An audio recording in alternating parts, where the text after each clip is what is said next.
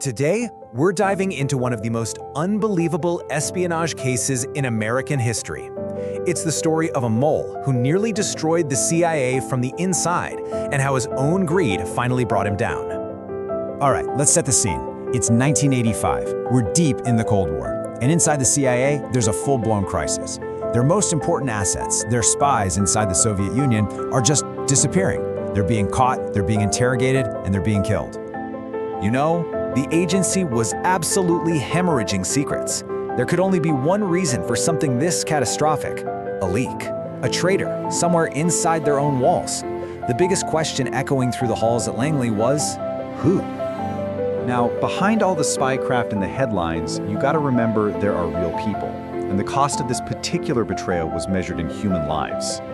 This is Oleg Gordievsky.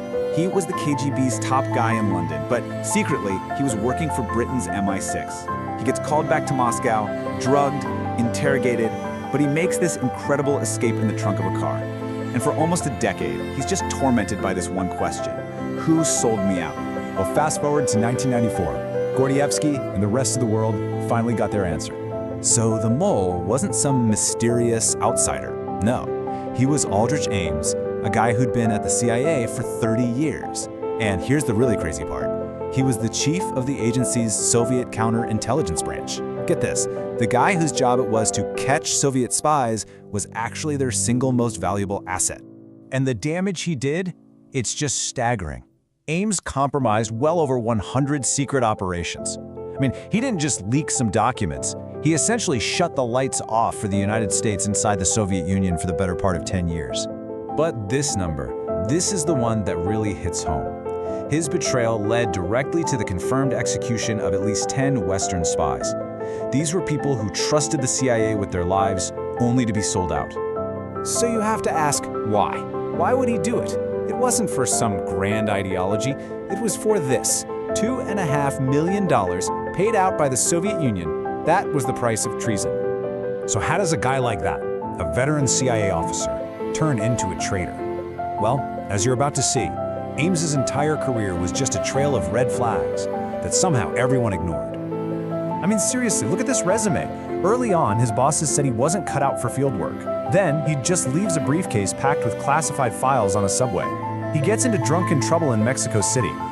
But here's the kicker. Despite this record of, let's be honest, incompetence, in 1983, he gets promoted to one of the most sensitive jobs in the whole agency.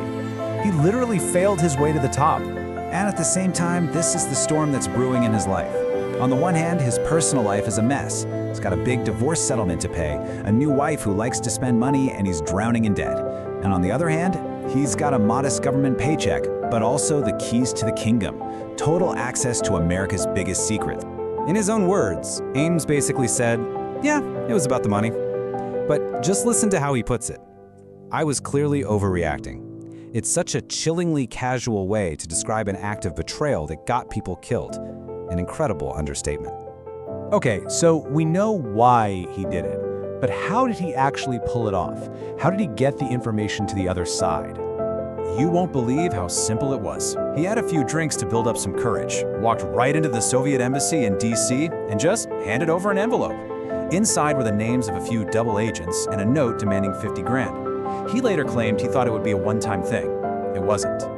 To keep passing information, he used classic spy stuff, like the dead drop. It's pretty simple, really. He'd put a chalk mark on a specific mailbox. That was the signal. Then he'd leave a package of documents at a secret spot. The KGB guys would see the chalk mark, go grab the package, and then wipe the mark away. All done. No need to ever meet face to face. And what was in those packages? Well, it was basically a complete gutting of US intelligence. He handed over the names of pretty much every single spy the CIA had in the Soviet Union. He gave up technical secrets, weapons intel.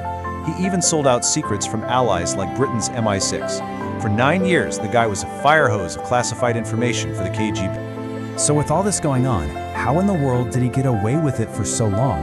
And what finally tripped him up? Well, ironically, it was the very thing that made him a traitor in the first place. All that cash. I mean, just look at these numbers. Ames is making around $70,000 a year as a government employee, but he goes out and buys a $500,000 house in cash. He gets a brand new Jaguar. His credit card bills are over $30,000 a month. He wasn't even trying to hide it. and this ridiculously flashy lifestyle is what finally got the FBI to start looking at him. So after a very long and careful investigation, the FBI finally moved in. In February of 1994, it was all over. Aldrich Ames was arrested. He ended up confessing to everything to get a lighter sentence for his wife, and he was sentenced to life in prison with absolutely no chance of parole. And that brings us to this final, just bone-chilling quote from one of the FBI agents who put him away. Ames never felt bad about the lives he destroyed. He was only sorry that his own greed got him caught. His case was a brutal, brutal wake-up call for the CIA, forcing them to completely rethink their security. And it really makes you wonder, right? In the world of secrets and lies, maybe the biggest threat isn't the enemy on the outside, but the one you never saw coming on the inside.